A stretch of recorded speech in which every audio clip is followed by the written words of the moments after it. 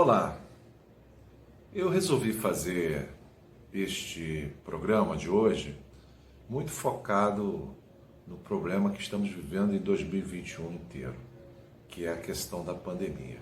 Mas eu quero fazê-lo num recorte local da história, dialogando com um global, né? Seja ele a nível de planeta, a nível de Brasil, a nível do estado do Rio de Janeiro.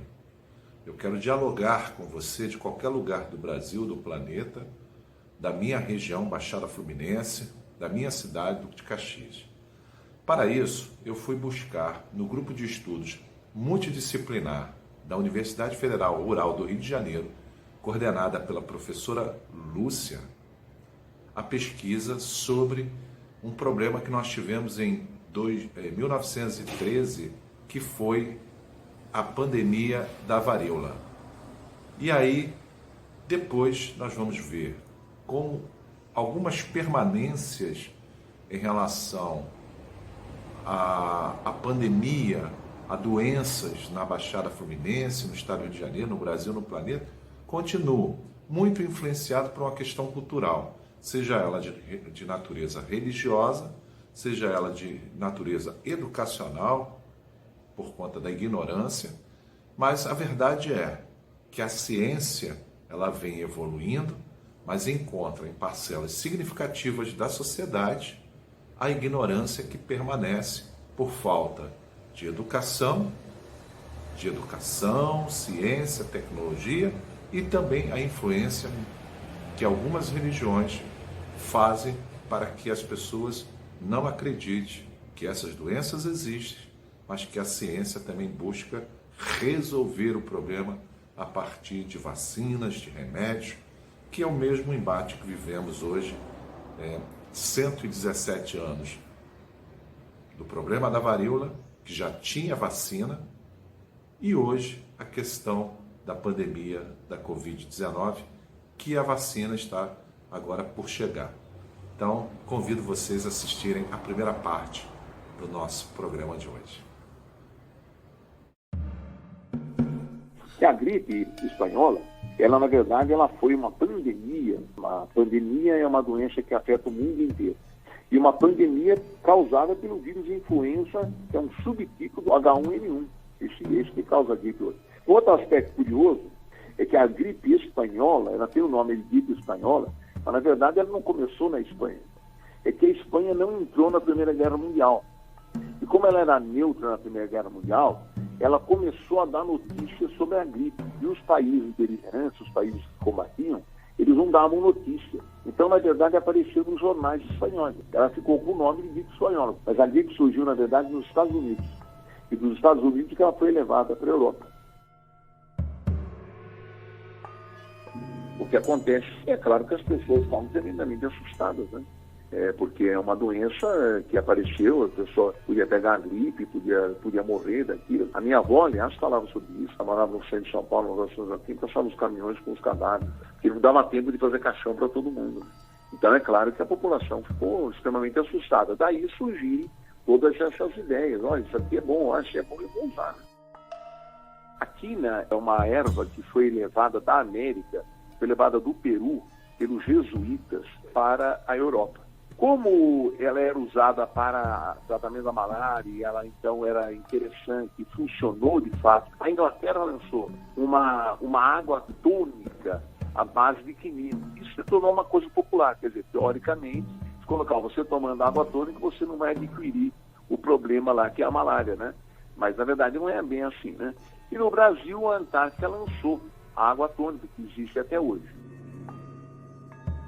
A gripe não tem tratamento até hoje, né? A gripe, você trata os sintomas, mas a gripe em si, o vírus, nós não temos tratamento do vírus da gripe especificamente.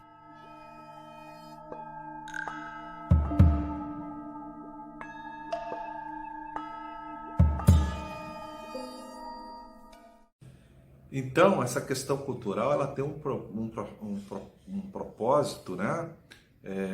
De ou avançar ou permanecer as coisas. Isso passa muito pela educação. Agora nós vamos ver uma reportagem que foi feita recentemente para vocês verem, né, essa comparação entre o passado e o presente. Depois nós voltamos para encerrar o nosso programa.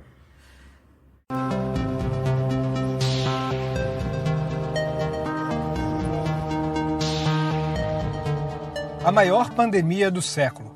Os primeiros casos começam em outros países e as autoridades daqui minimizam a doença que chegou no Brasil, como se fosse uma simples gripezinha. Alguns especialistas acham quase impossível colocar em prática o isolamento social, mas os casos e as mortes vão aumentando, até o presidente acaba caindo doente.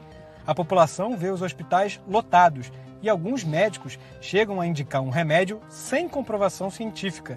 E tem até quem acredite em soluções milagrosas, o uso do enxofre, por exemplo. Essa história pode parecer familiar, mas eu não estou falando do coronavírus. Tudo isso já tinha acontecido aqui no Rio de Janeiro em 1918, há mais de 100 anos, durante a gripe espanhola. Era o último ano da Primeira Guerra Mundial e um navio cheio de brasileiros que voltava da Inglaterra, na Europa, um dos principais focos da doença, desembarcou aqui. Naquela época não existia a figura do ministro da Saúde. Carlos Seidel era o diretor-geral de higiene do Brasil, um cargo com funções semelhantes. No fim de setembro daquele ano, Seidel garantia que, aparentemente, tudo estava sob controle. Até agora, nenhum caso suspeito da influenza espanhola chegou. Fui pessoalmente a bordo. Fiquei convencido de que não havia motivos de intranquilidade. Hoje, os historiadores avaliam que quem desembarcou do navio no Rio de Janeiro acabou espalhando a doença por toda a cidade. Mas naquela época, os especialistas ainda estavam discutindo se os primeiros casos aqui no Brasil eram realmente de gripe espanhola. O Carlos Seidel, ele defendia a tese que a gripe que estava começando a graçar no Brasil, principalmente no Rio de Janeiro, era a gripe comum. Ele afirmava que existia a gripe espanhola, que era extremamente virulenta, só que ela estava graçando fora do Brasil. A dificuldade de implementar o isolamento social gerou controvérsia na classe médica. Alguns diziam que era praticamente impossível impedir que a gripe se alastrasse. O isolamento, tão eficaz em geral em todas as doenças contagiosas, é irrealizável na gripe epidêmica, a menos que se interrompam, por tempo longo, todas as relações sociais e todos os contatos daí oriundos. A declaração do diretor-geral de higiene foi publicada no dia 11 de outubro. Naquela sexta-feira, eram cerca de 500 doentes no Rio. 3 dias depois, o número saltou para 20 mil. O Rio de Janeiro tinha aproximadamente 914 mil pessoas, moradores. A gripe espanhola, segundo dados oficiais, ela vai atingir aproximadamente 600 mil pessoas. Com um crescimento tão rápido, a saída, como agora, foi a construção de hospitais de campanha. O Correio da Manhã escreveu no dia 15. Tem-se a impressão que o Rio de Janeiro é um vasto hospital. E nos dias seguintes foi noticiada a falta de colchões na Santa Casa da Misericórdia para os pacientes, remédios para os doentes, coveiros para enterrar os mortos e também mão de obra e equipamentos, como atestaram auxiliares do então presidente Venceslau Braz. A impressão colhida pelos auxiliares do gabinete do presidente da República, correndo os pontos sanitários, não foi das mais favoráveis. Verificaram que só nas agências da prefeitura os postos médicos funcionaram regularmente, não tendo, entretanto, a aparelhagem necessária. Relativamente aos postos municipais, não foram encontrados os profissionais. A situação do diretor de saúde ficou insustentável. Carlos Seidel entregou o cargo e saiu acusando a imprensa. Ele admitiu que chegou a pedir a censura do noticiário, que considerava sensacionalista. Quando a imprensa começa a noticiar que pode ser gripe espanhola, ele vai lá e pede para o presidente censurar a imprensa. Então ele comete erros, olhando depois, né? Porque não ficou pior, porque as pessoas ficavam mais assustadas ainda de ver colunas em branco de um jornal. O mundo inteiro aguardava com esperança a descoberta de uma vacina, o que nunca aconteceu. Ansiosas pela cura, as pessoas caíam em tratamentos alternativos, uma espécie de fake news da época, como a canela. A gente vai ter limão, canela, chá da goiabeira para da garganta, vaselina mentolada para colocar no nariz. Em 15 de novembro, o governo divulgou o balanço final de mortos na cidade, 14.349. Números que, hoje em dia, não são considerados confiáveis e que aumentaram com o tempo. Por exemplo, Rodrigues Alves. Ele tinha sido eleito presidente lá em março. A posse seria em outubro, bem no meio da pandemia. Mas o presidente, assim como em 2020, também pegou a doença. Rodrigues Alves acabou morrendo e não entrou na contabilidade oficial. Uma história cheia de semelhanças que poderia ter servido de aprendizado, mas que acabou se perdendo em meio à guerra. A história ela é feita e refeita a partir de demandas da atualidade. Então, a gente olha para o passado no sentido de tentar não achar solução, mas de tentar encontrar pistas, fazer questionamentos para como nós devemos ou podemos agir hoje. Então, vocês percebam que a questão da permanência de uma narrativa atrasada, arcaica, ela se dá dentro do plano, né, econômico, de poder e das relações culturais. Então, nós, no Brasil, no mundo, somos também muito reféns ainda a narrativas religiosas, no caso do Ocidente, judaica cristã, que trabalha muito no fatalismo, no vai que Deus quer, quando na verdade, né, a própria leitura séria mostra que é um livre-arbítrio do homem. O homem toma as suas decisões, o homem é que constrói a história. Nós não somos marionetes na mão de um Deus que fica lá, né, com os pauzinhos, com as cordinhas movimentando a gente. As decisões são humanas, nós construímos isso. Então, é importante cada vez mais você que está nos assistindo levar, né, o conhecimento, falar com as pessoas, lerem, se cansarem de ler sobre tudo, todos os autores, todos os grupos de conhecimento, seja ele liberal, seja ele socialista, seja ele comunista, seja ele o que for, e a ciência, dá valor à ciência. A pessoa que vai ser cientista, que senta no laboratório para produzir uma pesquisa, ela passa a vida dela sonhando soluções.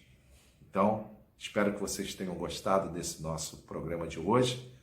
Até o próximo. Valeu. E cuidem-se. Só saiam em última necessidade. Se tiver que sair, máscara, álcool gel, todas as precauções, né? E cuidem-se. Afastamento social. Para que o Natal seja um Natal abençoado e que no ano que vem, nas nossas lives, nos nossos programas, vocês estejam aqui também, já com a vacina, todos vacinados, saudáveis, vivendo um novo tempo que eu espero, do fundo do coração, que seja um tempo de ciência, tecnologia, saúde e paz para todos. Até a próxima. Pessoal, eu queria pedir para você curtir, comentar e compartilhar o nosso vídeo, se você gostou, para que mais pessoas vejam que o vídeo é interessante. Então, curte, comenta, compartilhe, mostrando se você gostou, faça o seu comentário, se tiver alguma pergunta, para que eu possa produzir mais conteúdo aqui para a gente, para o nosso canal. E você pode sugerir também conteúdo para que eu possa pesquisar, né, e dialogar com vocês. Então, curte aí e compartilhe. Valeu, obrigado.